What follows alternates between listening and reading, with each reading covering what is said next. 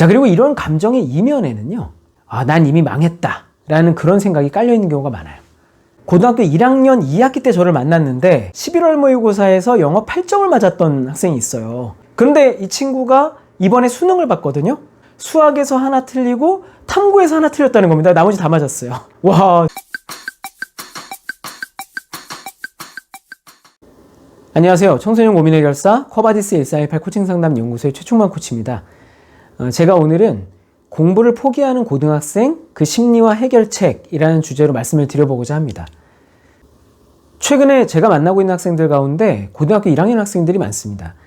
그런데 이 학생들 가운데는 고등학교에 들어와서 첫 시험을 본 이후로 공부를 거의 안 하다시피 한 친구들이 상당수거든요. 고등학교 1학년 1학기 때 이미 공부를 포기하다시피 하는 학생들이 적지 않다는 거예요. 제 느낌으로는 그 어느 해보다도 올해 고1 학생들 가운데 그런 경향이 좀 강한 것 같아요. 제 생각에는 지난 1학기 때 이 등교를 못하고 온라인 강의를 듣게 되면서 수업을 소홀히 했던 여파가 특히 올해 고등학교 1학년에게 아주 강하게 나타나고 있다. 그런 생각이 듭니다. 자, 그래서 이번 영상에서는 이렇게 공부를 안 하고 있거나 공부를 포기하고 싶다 하는 그런 학생들의 심리를 들여다보고 어떻게 이런 문제를 해결할 수 있을지에 대한 저의 의견을 말씀드려보고자 합니다. 공부를 포기할까 고민하는 학생들이 보통 이 포기라는 단어를 쓰지는 않습니다. 그보다는 전 공부를 던져버렸어요.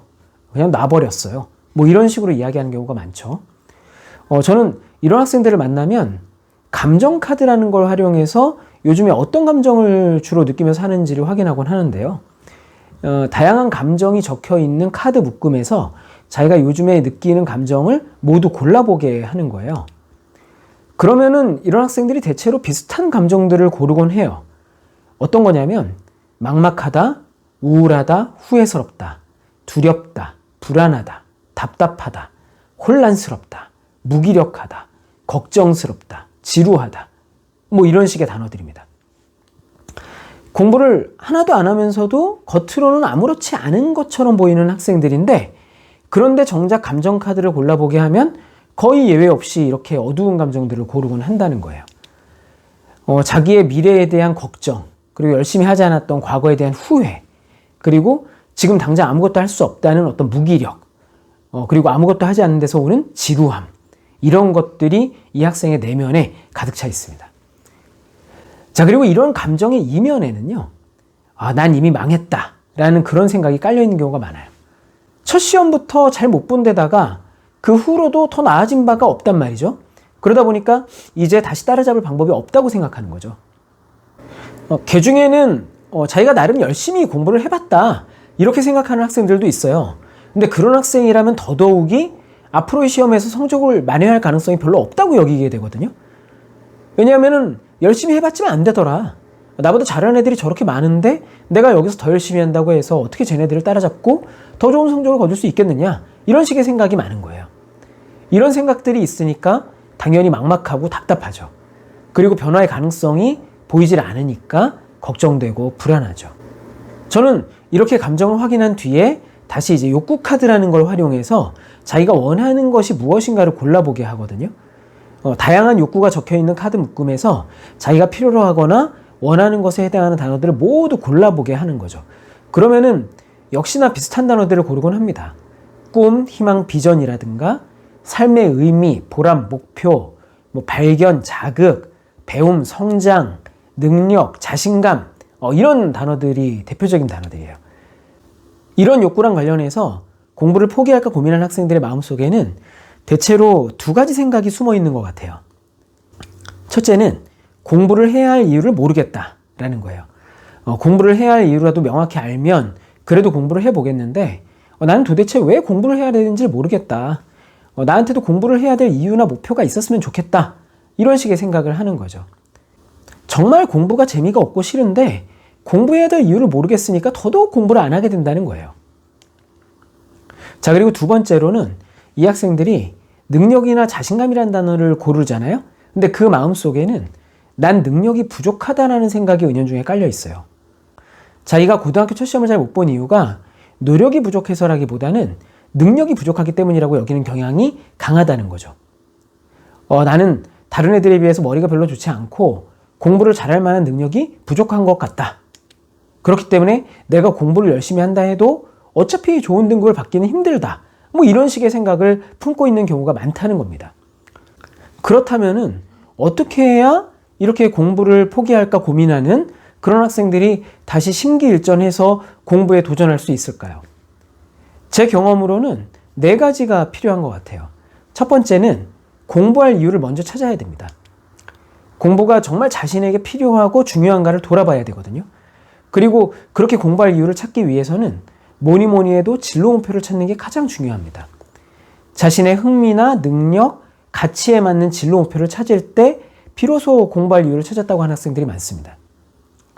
자, 그리고 이제 2번째로는 아직 늦지 않았다는 사실을 학생들이 좀 깨달았으면 좋겠어요. 저는 제가 만난 학생들한테 아직 얼마든지 기회가 있고 희망이 있다는 것을 알려주고 싶어서 이 공부 역전에 성공한 사례들을 많이 이야기하곤 하거든요. 예를 들어서 고등학교 2학년 1학기 때 수학 9등급이었는데 수능에서 수학 만점을 받은 학생이라든가, 내신 7등급이었던 학생이 의대에 갔다든가, 중3 때 영어 수학이 모두 20점대였는데 결국 서울대 경제학부에 합격했다든가 하는 그런 놀라운 공부 역전 사례들이 정말 많다는 거죠. 저한테 코칭받은 학생 중에서도 고등학교 1학년 2학기 때 저를 만났는데, 와, 그때 11월 모의고사에서 영어 8점을 맞았던 학생이 있어요. 그런데 고등학교 2학년 11월 모의고사에 가서는 100점을 맞았어요, 이 학생이. 그러니까 1년 사이에 성적을 끌어올린 거죠. 그런데 이 친구가 이번에 수능을 봤거든요. 와, 근데 며칠 전에 저한테 이제 수능 보고 나서 전화를 한 거예요. 수학에서 하나 틀리고 탐구에서 하나 틀렸다는 겁니다. 나머지 다 맞았어요. 와, 진짜 너무 놀랍지 않으세요? 이 친구 이제 당연히 서울대 가겠죠? 결과가 나오면 다시 한번 이렇게 자랑 좀 해야 될 것 같아요. 자, 여러분, 이런 식으로 처음에는 성적이 안 좋았지만 노력을 통해서 성적을 끌어올린 이야기, 이런 것들을 우리 학생들이 들어봤으면 좋겠고, 이런 이야기들을 들으면서 나도 혹시 가능하지 않겠는가 하는 그런 희망을 좀 품어볼 만하지 않느냐, 그런 말씀을 드리고 싶습니다. 자, 그리고 이제 3번째로 자기 능력에 대한 오해나 착각에서 좀 벗어나야 됩니다. 자기가 기억력이나 집중력이 안 좋다고 생각하는 학생들이 많거든요. 근데 왜 그렇게 생각을 하는가를 돌아보면 인간의 어떤 일반적인 두뇌 능력에 대해서 오해를 하고 있는 경우들이 많아요. 예를 들어서 단어를 한 번 외우고 그 다음날 다시 보면 기억이 안 나기 때문에 자기는 기억력이 안 좋은 것 같다, 이렇게 생각하는 학생들이 많거든요. 그런데 그렇게 기억이 안 나는 건 이상한 게 아닙니다. 그 에빙하우스의 망각곡선 이론이라는 게 있는데, 그 이론에 의하면 인간은 100만큼의 새로운 지식을 익히면 하루 만에 70% 이상을 잊어버린다는 거예요. 그렇기 때문에 여러 차례 반복해서 공부하지 않으면 안 된다는 거거든요. 자, 그러니까 원래 사람의 기억력이라는 건 한계가 있다, 그거를 인정하고 여러 번 반복하는 수밖에 없다, 이거를 받아들여야 된다는 거죠. 근데 이거를 생각을 못하고 내가 머리가 안 좋은가 봐, 이런 식으로 오해하는 경우가 많다는 얘기예요. 집중력도 마찬가지입니다. 자기가 집중력이 안 좋은 것 같다고 이야기하는 학생들한테 왜 그러냐라고 이제 물으면 자기는 공부를 하다가 20분만 지나면 딴 생각이 난다는 거예요. 그런데 그것도 마찬가지로 이상한 게 아니에요. 인간의 집중력의 한계는 20분 정도라는 이야기가 있어요. 그러니까 20분 정도 집중하고 나면 딴 생각이 날 수밖에 없다, 이런 얘기예요. 그럴 때 자신이 딴 생각을 하고 있다는 걸 빨리 알아차리고 다시 주어진 과제에 주의를 기울일 수 있다면 그러면은 집중력이 아주 좋은 거죠. 근데 상당수 학생들이 딴 생각이 난다는 이유만으로 자기가 집중력이 안 좋다고 평가를 하거든요. 이렇게 자기의 두뇌 능력을 의심하는 학생들이 알고 보면은 이 두뇌 능력과 관련해서 비현실적인 기대를 품고 있는 경우가 정말 많은 것 같아요. 자, 그래서 이런 비현실적인 기대에서 벗어나서 내가 머리가 안 좋아서 그런 게 아니고 원래 그런 거구나 라는 걸 받아들일 필요가 있다는 겁니다. 자, 그리고 이제 4번째로는 구체적인 학습 전략이 필요합니다. 공부할 이유가 생기고 나도 성적을 올릴 수 있지 않을까 하는 기대나 희망을 품게 된다고 해도 구체적으로 어떻게 공부를 해야 되는가에 대한 전략이라든가 방법, 계획 같은 게 없으면 공부를 다시 시작해보고 싶은 욕구가 금방 가라앉고 맙니다. 학습 동기는 생겼지만 어디서부터 어떻게 공부를 해야 될지 이게 너무 막연하고 막막해서 주저하는 학생들이 많거든요. 이런 경우에 공부법 관련 책을 찾아보거나 이 유튜브에 공법 관련 영상들 엄청 많잖아요. 이제 그런 것들을 찾아보는 것도 좋은 방법이 되죠.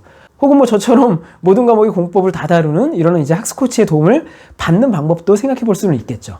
자, 오늘의 주제랑 관련해서 제가 코칭했던 사례를 하나 소개하고 싶습니다. 고등학교 2학년 때 저한테 코칭을 받았던 어느 고3 학생이 남겨준 코칭곡인데요. 이 학생도 고1 때는 거의 공부를 안 하다가 고2 때 마음을 잡고 공부를 시작한 경우입니다. 고등학교 2학년 때 코칭을 받으면서 공부를 바라보는 태도가 180도 바뀌었고, 할 수 있다는 마음만 가지면 누구나 할 수 있다는 걸 배웠다, 이렇게 이야기를 해주고 있네요. 자, 여러분, 혹시 지금 이 영상을 보고 계신 분이 공부를 포기하면 어떨까 하는 그런 고민을 하고 있는 학생이라면 자신이 앞으로 고등학교 졸업 후에 어떤 삶을 살고 싶은지 진지하게 생각해 보면 좋겠습니다. 그리고 스스로의 능력이나 가능성을 지나치게 과소평가하고 있지 않은지도 돌아보길 바랍니다. 자, 오늘 공부를 포기할까 고민하는 학생들을 위해 그 심리와 해결책에 대해서 말씀을 드렸는데, 어떻게 이 영상이 좀 도움이 되셨나요?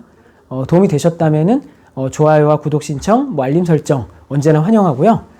궁금하신 점이 있으면은 댓글에 남겨주시면 제가 성심성의껏 대답을 해드리도록 하겠습니다. 자, 그럼 저는 다음번에 또 다른 영상으로 찾아뵙도록 하겠습니다. 감사합니다.